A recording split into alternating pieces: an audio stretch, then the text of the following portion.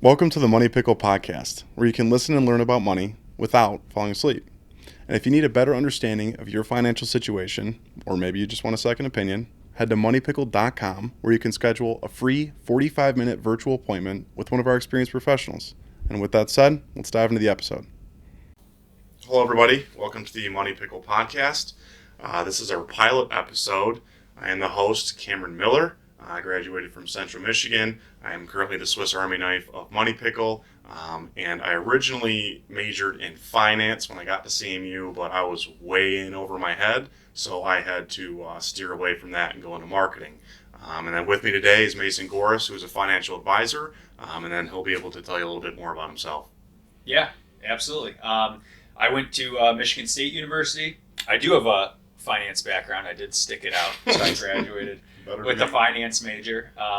I've been an advisor for several years now here at the firm, a little over 5 years. Just do a bunch of public speaking, meet with hundreds of people a year. I mean, a bunch of different situations. So, I've got some experience at this point in time with a variety of things. Do you ever get nervous speaking to people, like in mass libraries or whatever it is? No, I mean, I've probably done about 200 presentations. So, after about the 10th one, I mean, you have to know your stuff, right? And, once you get past, you've seen 99% of the situations that are out there. I mean, you can, there's always some work to be done behind the scenes, but now you become pretty numb to it. Yeah. That's good. I'm getting nervous speaking to a camera right now. So. Well, I did eat pickles for TikTok at one point in my life. I remember that. So I got some talking points that we can go off of. All right. And then you can kind of just go with the flow. Sounds good. So I'm thinking we go with tax planning. All right. So discuss tax planning strategies that you can help the listeners understand better. Yeah. So, tax planning is tricky because, depending on kind of where you're at in life, right, your tax planning is going to look different. If you are far from retirement, your tax planning is, more so revolved around, okay, yeah, what can we do, in any given year to reduce our tax liability? There's only so many things that we can do. You contribute to pre-tax accounts, you can reduce some taxable income this year, you can do an HSA or make some, charitable contributions, but, you are somewhat limited because you generally just have this salary coming in that, kind of is what it is. You can't really, show less income, you just collect your salary. But, the decisions that you make at younger ages leading up to retirement, such as what type of accounts you're saving into, is really going to impact, taxes for the rest of your life, essentially. So, I get the benefit of, hindsight, kind of looking back. My average age of my client is about age 68. I get to look back on, what they have done, what they have said they wish that, they did throughout their time saving. And, you get to the point of retirement where if you've only saved in one type of investment account, there's just not a whole lot you can do. You're just forced to take any money that you need from that one account. So while you're saving and while you have time until retirement, you can be making decisions on, okay, should I save in, this account because it's more tax advantaged for when I do retire and pull out money later on down the road? Might taxes be higher later on down the road? It's probably highly likely with the way government spending and just society's going. So, what type of account you save into matters. Insert the concept of like a Roth IRA. If you're in a relatively low tax bracket right now, that can grow tax-free as long as you take it out at the right time. There's a couple parameters there, but, tax planning just looks different for everybody. And once you get to the point of retirement or are nearing retirement, it becomes a lot more challenging when you're taking money out of accounts, because now you have to decide not just, you're generally not investing any more money once you're retired, unless you're working part-time, you've retired from a full-time gig, but you're deciding which account is the smartest to take from. And it really just, it really takes I'd say a financial advisor to help you figure that out. You need some tax software, you need somebody with experience to know, what's your income going to look like this year versus next year, so you could really plan around that. So, using certain accounts, maybe working with a CPA if you have a business, making sure you're deducting the right things, and saving in the right places. Well, that was a lot to take in. Did you catch all that? There's some water over there if you need to take a sip. All right. That was good information. Yeah, it was good. One thing I was actually talking to my dad about this 2 nights ago, and he was saying, when he's because GM he works for General Motors, and they do a 401k match, but he puts the maximum amount. Like there's a fine line, I guess, when you're putting money into your 401k and savings account, that you can decrease the amount of taxable income. Right. So I'm curious, when it comes to that, where do you think you'd get the most possible money and have the least amount of a tax? Where's that sweet spot? What different accounts would you like? You said Roth, you said 401k, 403b, yeah, all of these different accounts. What do you think would benefit, say, my dad the most? Yeah, that's such a good question. The vast majority of people save into what we call the pre-tax or traditional bucket in the 401k, which just means that let's say you throughout the course of the year, $5,000 from your paycheck gets routed into the 401k and it goes into this pre-tax bucket. Well, that just means that if you have, $50,000 salary, for example, and you save $5,000 into the pre-tax, when you get your W-2, your tax form from your employer, it's only going to show $45,000 of income. You're getting a tax break in the year that you put money into the pre-tax bucket. The thought here is that if you're in a higher tax bracket now than what you will be in retirement when you're taking the money out, then you might want to save into the pre-tax bucket now. You might want to get that tax deduction. A lot of times, earlier in your career, you're making less money. You're not peaked out as far as earnings go, so you're in a lower tax bracket. You might want to consider, maybe not doing the pre-tax bucket, maybe actually electing to pay tax on that money while you're in a lower tax bracket. That, insert the idea of a Roth IRA in that case scenario, or even a Roth bucket in your 401k, which a lot of employers allow now. We're just always trying to pay tax at the lowest rate. So if you're in a lower bracket, we want to maybe get that money growing tax-free and pay tax on it now, not get the deduction. If you're in, making 6-figure income and, a spouse is working, or you file a single individual tax return, and you're just in a high bracket, and you foresee yourself highly likely going into a lower bracket when you retire, then you might want to not save into Roth. You might want to save into the pre-tax. Maybe this is your dad's scenario, why he made this decision. Save into the pre-tax, get the deduction now, because once he retires and he's no longer making a lot of, top line income, he's just going to take out what he needs. He might be able to manage that in a way to stay in a lower bracket. Now, at the end of the day, that decision is such a shot in the dark. We don't know what's going to be the best decision. We have no idea what future tax rates are going to be. We have no idea what income is going to look like. We don't know if Social Security is going to be there, at least to the fullest extent that it is now. So at the end of the day, and what I do with my personal money is diversify amongst a few different types of taxable accounts. So some pre-tax savings, in kind of a traditional 401k. Some Roth savings after tax, some even like a brokerage account where, you're just paying a long-term capital gains tax rate, which is, 15% for most people. So you might, that might be the most tax advantage. The bottom line is that we don't know.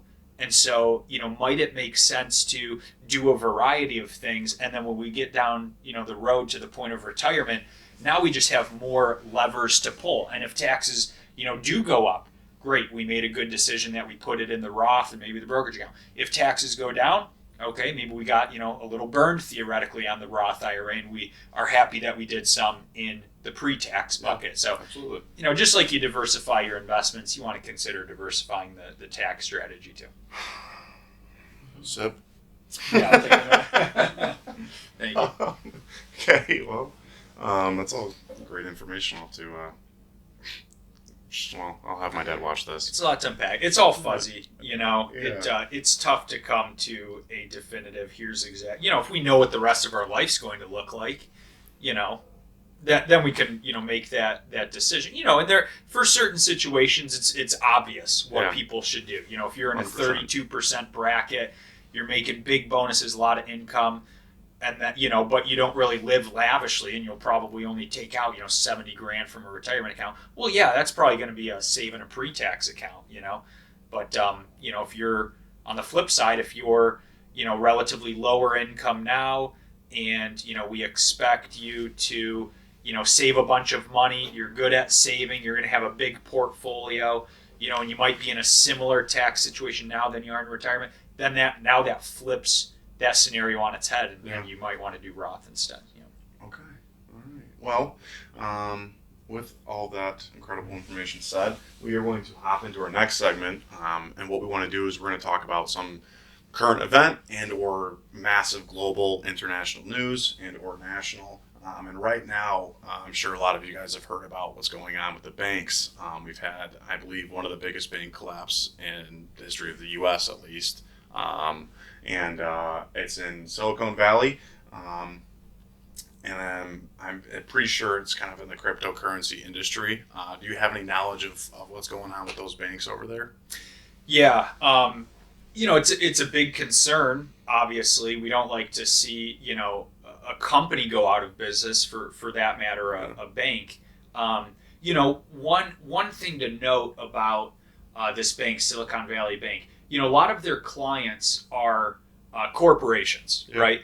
And, with a bank, we have a certain level of FDIC insurance. So $250,000 is insured, backed by the government in the event that there's a bank collapse. Well, with this bank, their operations are very different than, your local bank down the road. They're catering to, billion-dollar businesses. They have businesses that park a lot of money with them, and so they're well over this $250,000 mark, right?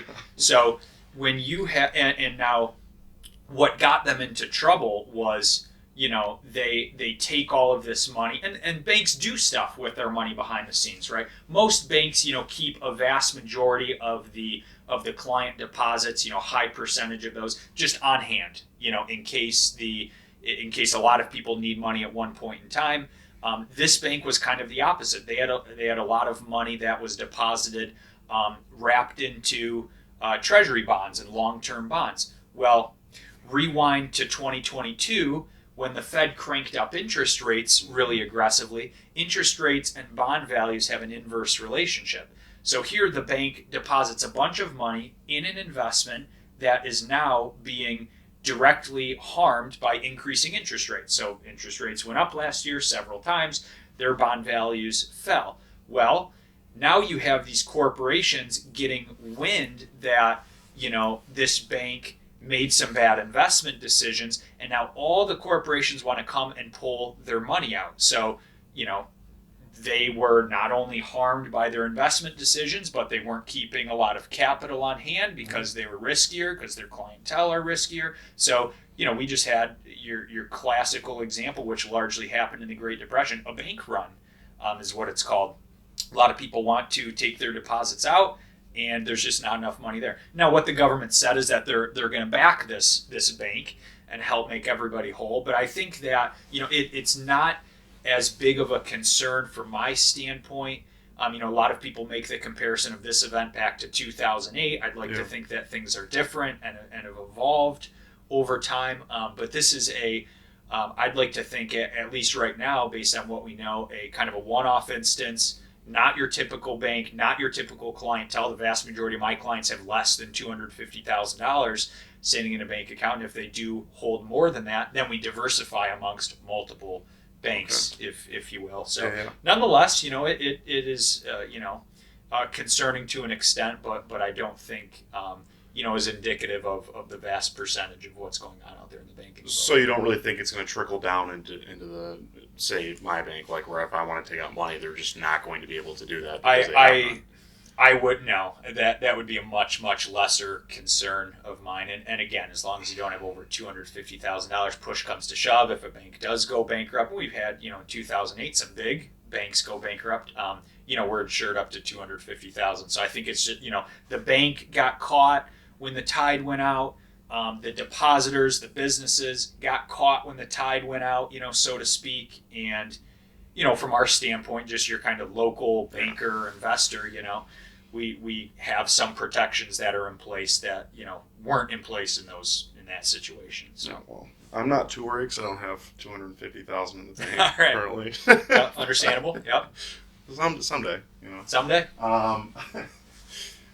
So another thing that we're going to talk about.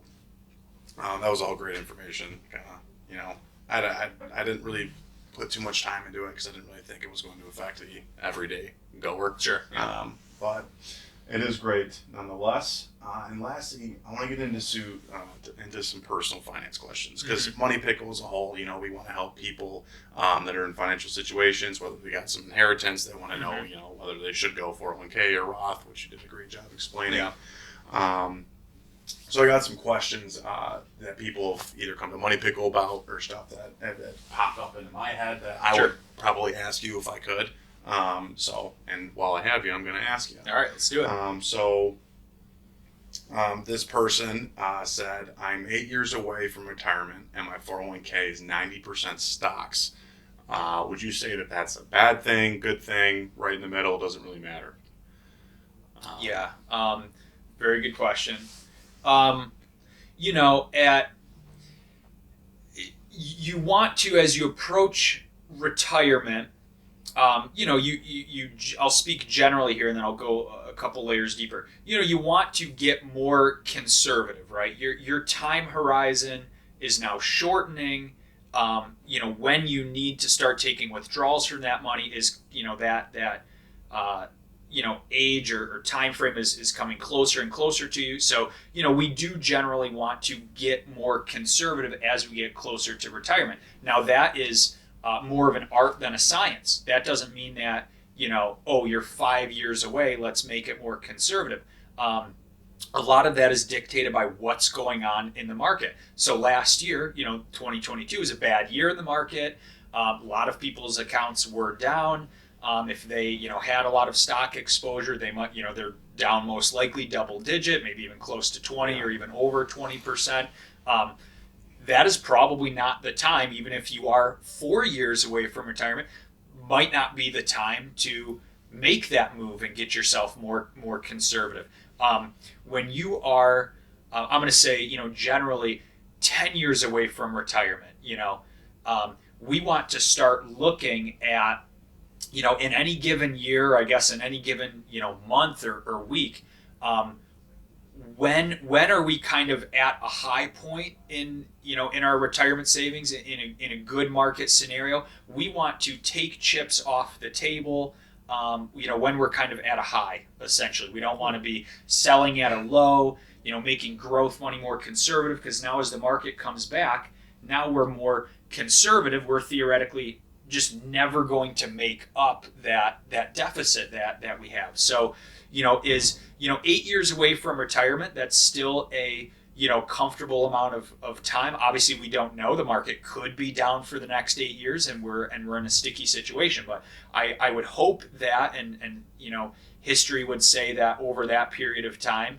the market, tends to do better over longer periods of time. 8 years a decent hold time, so we might have a good opportunity in the not so distant future to make a move and get it more conservative. But in the simplest form, not necessarily getting into market timing, when we get to retirement or really any stage of our life, when we are looking to withdraw money from an investment account, you could be in your 40s and this still holds true.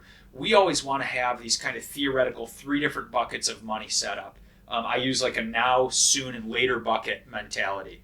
The now bucket's just money in a bank. It's safe. It's conservative. We can take from that any time. It's liquid.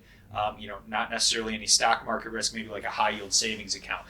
The soon bucket. If you are planning on taking money out like in the next 5 to 10 years, we might want to have some money that's more conservative. And in perfect practice, we're always withdrawing money from a conservative portfolio. We don't want to risk, having an account go down 20%, then here we go to take 10% of that account balance out. Now we have a deficit of 30, and you just do the math. We don't just need a 30% rate of return to make ourselves back whole. We need even more than that. So, at least for that person's situation, they need to look at building themselves a soon bucket when the time is optimal, and then managing that, always keeping a soon bucket, managing that throughout retirement to where they're taking from a conservative bucket. They probably will consider leaving some of that money more growth oriented for they might retire at age 60, for example. They'll still need money when they're 70 or 75. Some of that money can still be growth oriented.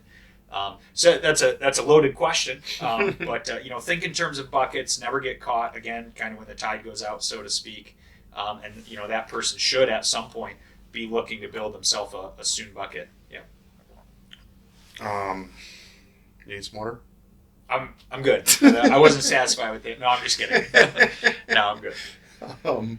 So yeah, I kind of want to bounce off that. So we talked about 8 years out, you want to start getting more conservative with your stocks and your investments. So what would you say about someone that's 30 to 35, they're 15 to 20 years away from retiring in most cases? Would you recommend that someone in that age band is more aggressive with their stocks and investing and their entire portfolio as a whole? Yeah, in most cases, I would say most definitely, with the asterisks of, if they do have, you can't just let your age dictate how aggressive you are. Again, getting back to that now, soon, later bucket analogy, they still might have a bucket of money or an investment account, that they want to, use within the next few years. So that would almost be the same logic as somebody who's 65. They might want that in a slightly more conservative bucket. But, for money that is set up for long term, maybe in a 401k or an IRA, kind of a true retirement account, they might want to consider being more aggressive. Obviously, some of that is personal preference. Some people don't like seeing accounts fluctuate wildly. It generally benefits most people to be more growth oriented, the longer they can. And squeeze as much rate of return out as we can. So I would say, for most scenarios, at least for retirement money, they would probably want to be, more aggressive or very aggressive even potentially, to the extent that they can handle that, But even if they can't handle that, even if somebody says, oh, I'm really conservative, and they're 35, and very far from retirement, I will still emphasize to them, we might want to go a little bit out of your comfort zone and just, look back at history and say, this is how that's worked out for people. And even if you're not, we can live in CD land and bank world and, just barely keep pace with inflation, but you're really not growing money at that point in time. Being invested in accounts that have, capital appreciation potential over time, the stock market, for example, you might want some exposure to that to try and actually outpace inflation and grow, your money over time. So yeah, absolutely. It's a lot of great knowledge. And so one thing I kind of want to veer off the personal questions, personal finance questions, as you say. So you have been a Pickle Pro with Money Pickle for roughly a year now, maybe more. What would you say is something that you benefit from helping these people calling in?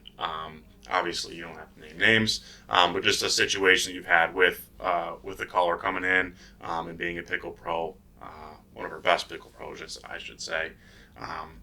What would you say has been a cool experience for you?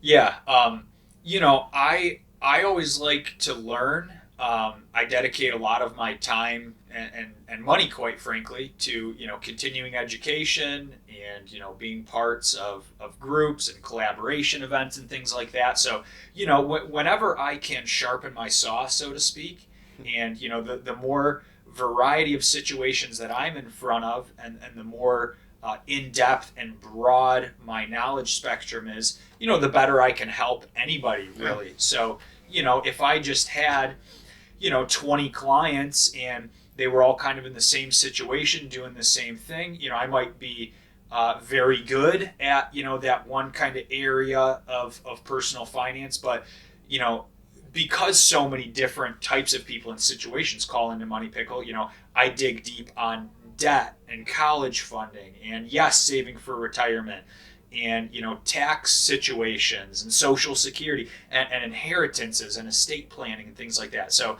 I like expanding my knowledge. So that's what's in it for me, is that I keep my saw sharp, and I'm able to go back to all my existing clients too and have a more well-rounded knowledge base, and that in turn helps all the callers calling in, helps my existing clients, benefits me because I like to learn. So it's just this kind of trifecta, if you will. Absolutely. Sharpen my sauce. I like that.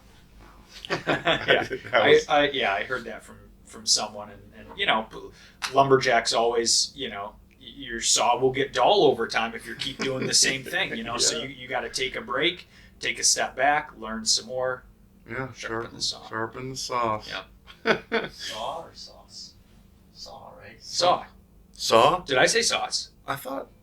Hey, it's all right. I might have said saws, plural. That might be sauce. I thought you said sharpen the sauce. I mean, you could make a sauce a little more zesty. Well, we can make a sauce and add some spice to it. Yeah.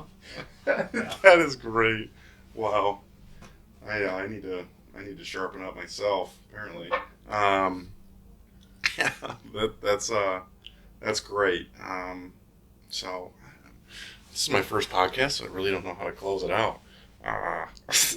Well, I mean, I think that was good. Obviously, this is just scratching the surface. It's all high level, right? When people call in, that's where we can really kind of get nitty gritty, learn about. I know that advisors and even just anything you find out there online. We always kind of talk generally because there's always just a little tweak in somebody's personal situation. So I guess in the simplest form, that's obviously the benefit of of using Money Pickle and why we're going to do these podcasts and keep talking about different scenarios. But absolutely, we encourage everybody to obviously use the platform and connect with Pickle Pros. I would agree. That's why we started as there's a lot of people out there that don't really understand what to do. Like if you do get inheritance, right. I wouldn't know what to do with it. Sure. So it's having a platform like Money Pickles is pretty incredible, especially since it's free.